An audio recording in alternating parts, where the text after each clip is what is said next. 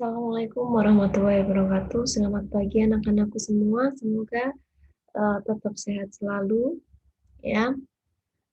Meskipun dalam keadaan daring lagi, ya. Jadi tidak menutup semangat teman-teman buat eh, semangat belajarnya, ya. Oke, kita mulai dulu. Tapi sebelum kita mulai, berdoa dulu ya. Jadi, sebelum kita memulai pembelajaran pada pagi hari ini, alangkah baiknya kita berdoa menurut kepercayaan masing-masing. Berdoa mulai.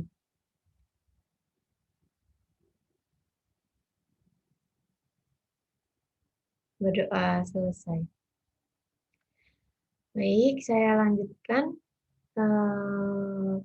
Sekarang tentang obat-obat anestesi, ya, obat-obat anestesi. Anestesi itu merupakan golongan obat, ya, yang bisa meniadakan rasa kesadaran, ya. Jadi ada eh, dua golongan anestesi, yaitu anestesi umum dan anestesi lokal, ya. Kemudian kita bahas ke anestesi dulu, ya. Yang pertama, anestesi umum adalah tindakan anestesia telah dikenal, ini masih introduction, ya. Tindakan anestesi telah dikenal sejak lama sebagai upaya mempermudah orang dalam tindakan operasi. Nah, bayangin aja ya, ketika Anda dirasa orang melakukan tindakan operasi yang mungkin dia ada tindakan pembedahan dalam prosesnya, kalau nggak ada anestesi, gimana rasa sakitnya pasien tersebut, ya. Jadi fungsinya obat anestesi ini adalah meredakan eh, kesadaran sehingga eh, proses tindakan operasi pada daerah luka, ya, itu tidak sampai terasakan pada pasien. Nah, ini orang Mesir menggunakan biasanya adalah narkotik, ya, dalam pengobatan anestesi umum. Biasanya yang digunakan adalah anestesiknya. Kemudian orang Cina menggunakan biasanya adalah daun-daun ganja, ya, tetapi ini dengan dosis yang sesuai, ya, karena ini sudah banyak kan disalahgunakan dan mempunyai side effect yang cukup tinggi, ya, karena anestesik umum itu kalau nggak tertakar atau mungkin tidak tidak dengan ahli yang khusus, ya, itu akan menimbulkan beberapa efek bahkan sampai kematian, ya, untuk menghilangkan kesadaran sehingga si pasien tidak merasakan nyeri, ya, yang tadi, ya, itu nyeri hebat. Anestesik umum menekan sistem saraf pusat, mengurangi nyeri, menyebabkan hilangnya kesadaran. Kalau anestesi umum itu biasanya efeknya adalah hilangnya kesadaran, ya. Anestesik yang pertama kali adalah N2O, ya. Gas ini, ya, dia bentuknya adalah gas, ya. Jadi gas ini masih merupakan anestesik yang efektif yang seringkali dipakai pada pembedahan gigi. Kemudian ditemukan di etil ether, ya. Nah, ini biasanya juga ether ini biasanya juga digunakan dalam proses percobaan pada hewan coba, ya. Jadi hewan coba yang mungkin perlu dirasa dia ada pembedahan, jadi sebelum dia dimatikan, dia akan dikasih ether ini, ya. Kemudian cairan yang menguap dan sangat mudah terbakar, ya, sifatnya dia sangat mudah terbakar juga, mempunyai bau tajam dan dapat menimbulkan rasa mual serta muntah setelah pemakaian. Nah, salah satunya adalah berarti bisa rasakan sendiri ketika saya dioperasi, ya, sesar, ya. Ketika itu saya dikasih yang namanya anestesik, yaitu jelas anestesik umum. Kemudian apa yang terjadi setelah saya dirasa eh, apa namanya, pasca dikasih, anestesi. Yang saya rasakan adalah yang pertama adalah mual dan yang kedua adalah, eee, kedinginan ya, dingin, itu ya. Tapi setiap setiap orang pasti, memiliki persepsi atau rangsangan atau yang berbeda. Mungkin nggak ada mual tapi dingin kayak gitu ya. Tapi pun juga biasanya semuanya juga dirasakan. Kloroform ya ini juga ada ya yang tadi ada di etil ether N2O dan ini adalah kloroform. Kloroform adalah anestesik yang berikutnya yang ternyata dia adalah hepatotoksik ya. Ketika ini digunakan secara terus-menerus atau kontinu ya enggak semuanya. Ini kan biasanya kedokteran ya yang memakai ini ya. Anestesi berikutnya ternyata hepatotoksik ya memberikan efek buruk tentang apa itu hati ya. Dapat menimbulkan aritmia jantung dan depresi napas. Ketika dia memakai kloroform ini eh, arit eh, akan menimbulkan aritmia jantung juga. Jadi ritme jantungnya itu enggak berdetak secara semestinya atau abnormal ya. Bahkan dia sampai sesak napas. Dalam upaya memperoleh zat yang lebih aman, maka dikembangkanlah berbagai anestesik lain seperti yang dikenal sekarang. Nah, ini mekanisme terjadinya anestesi ya. Akhir-akhir ini, opiat kalsium dan NO2 diduga berperan dalam mekanisme kerja anestesi. Pada tahun 1970-an berkembang teori opiat yang menyatakan bahwa anestesik inhalasi ya dihirup bekerja dengan reseptor opiat. Teori ini didukung klinis dengan eksperimental yang memperlihatkan bahwa narkotik sintesis dapat menurunkan kebutuhan akan anestesik inhalasi ya. Hal ini dibuktikan oleh penelitian yang bahwa N2O meningkatkan peptid opioid di cairan otak kanan. Jadi ini side effect dari N2O tadi ya, N2O ya. Sehingga ini perlu diperhatikan dalam proses pemakaian. Kemudian kalsium dikenal dengan neuroregulator karena ada bukti menunjukkan bahwa anestesik inhalasi dapat mengubah kadar kalsium intrasel dan mempengaruhi kerangsangan excitability neuron. Sedangkan NO kini dikenal dengan neuromodulator yang diduga berperan sebagai mengatur tingkat kesadaran ya. Akhir-akhir ini terbukti bahwa sasaran kerja anestesik inhalasi maupun anestesik intravena adalah GABA ya, reseptor chloride channel. Jadi yang berperan dalam proses eh, apa apa tadi kalsium ya. Ini adalah pada proses inhalasi yang sifatnya dia intravena, reseptornya adalah GABA, GABA ini ya, reseptor chloride channel. Suatu komponen membran neuron yang berperan transmisi sinap penghambat atau inhibitor synaptic transmission ya. Jadi intinya di sini ketika di sini kan dalam tubuh kan akan bekerja per sekian detik untuk bisa dirangsang di dalam otak.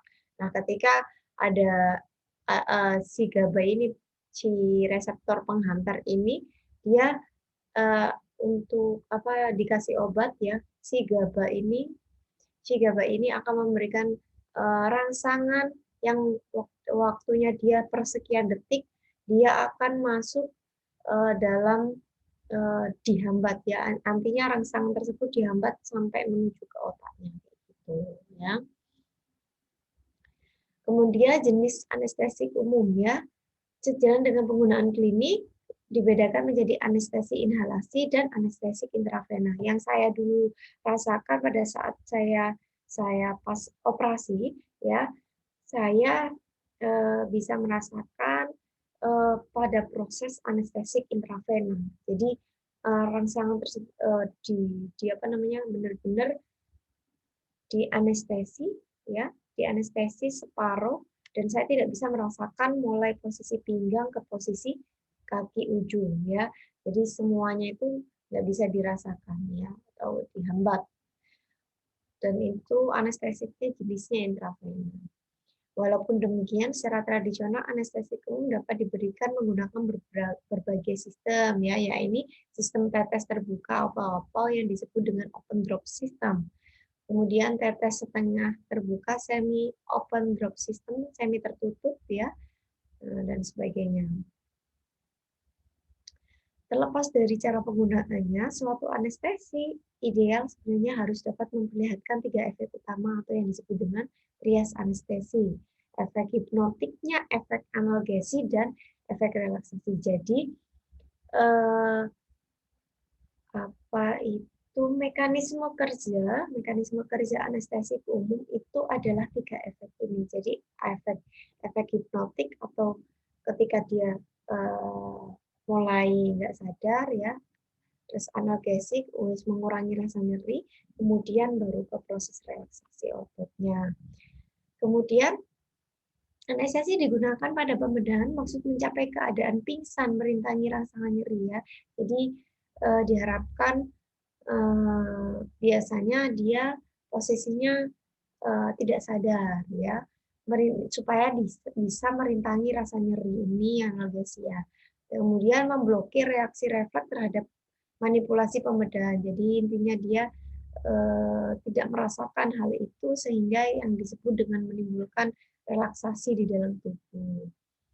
Kini anestesi seimbang merupakan komposisi pramedikasi suatu kombinasi obat-obatan sering dipakai anestesi umum. Anestesi seimbang terdiri dari hipnotik yang tadi semalam sebelumnya, pramedikasi meniadakan kegilasahan, induksi anestesi, barbiturat dengan masa kerja singkat seperti natrium tiopental, ya. Kemudian gas inhalan, induksi anestesi gas inhalan itu yang biasa dipakai itu adalah nitrooksidan. Ini bentuknya dia adalah gas, ya. Pelemas otot jika diperlukan misalnya tubokorin dan balamin, ya. Kemudian nah, yang harus kalian tahu pada proses atau tahap-tahap anestesi ini merupakan ada 4, ya. Ya, ada 4. Jadi nggak boleh sampai lupa. Tahapan anestesi ada 4. Yang pertama ada analgesia, eksitasi, surgical, parasil medular, ya. Pada proses analgesia itu dimulai dengan keadaan sadar dan diakhiri dengan hilangnya kesadaran. Jadi mulai dia dikasih anestesi, dikasih obatnya, dia akan memulai hilangnya kesadaran. Itu adalah proses tahap analgesia. Kemudian sulit untuk bicara, indera penciuman dan rasa nyeri hilang. Mimpi serta, nah ini yang pertama halusinasi atau pendengaran dan penglihatan mungkin terjadi ini hilangnya kesadaran, ya, intinya. Kemudian yang kedua ada eksitasi atau delirium. Nah, terjadi kehilangan kesadaran akibat penekanan korteks cerebri, ya, mungkin ada kekacauan mental, ya. Waktu induksi singkat tahap 1 dan 2 dikenal juga dengan tahap induksi. Kemudian tahap ketiga adalah surgical, prosedur pembedahan, ya. Setelah dia analgesi, eksitasi, sudah mulai tidak merasakan apa-apa, kemudian surgical atau proses pembedahannya. Kemudian paralis medular yaitu tahap toksik dari anestesi. Mungkin side effect yang ditimbulkan itu adalah paralisis medular yang nantinya perlu diketahui bahwasanya dia efek yang ditimbulkan setelah proses dari ketiga tahap itu side effect-nya ada hilangnya side effect-nya itu bisa ditimbulkan di tahap paralisis medular. Nah, seperti itu. Berdasarkan cara penggunaan anestesi umum dibagi menjadi 2 kelompok, ya. Anestesi inhalasi, ya, atau melalui gas, ya, atau indera penciuman, ya, yaitu 3 tahapan anestetik inhalasi. Gas atau cairan menguap, ya, dapat menimbulkan anestesi umum. Seperti ini tadi nitrooksida dan siklopropan cepat diabsorpsi, bekerja cepat, dieliminasi cepat pula. Siklopropan karena mudah terbakar karena lebih digantikan dengan halutan, ya. Ini sangat mudah terbakar, ya. Kemudian ada anestesik intravena, ya. Intravena ya pasti diinjeksikan, ya. Induksi anestesi merupakan pilihan anestesi bagi pasien berobat jalan atau pembedahan jangka waktu singkat, ya. Nah, Nah, ini obatnya, ya, obat anestesik inhalasi intravena. Kemudian kalau yang ini dalam posisi dia cairan, ya, bentuknya itu adalah cairan, ada ether, mitu, halutan, enfluran, isofluran ini adalah cairan, ya.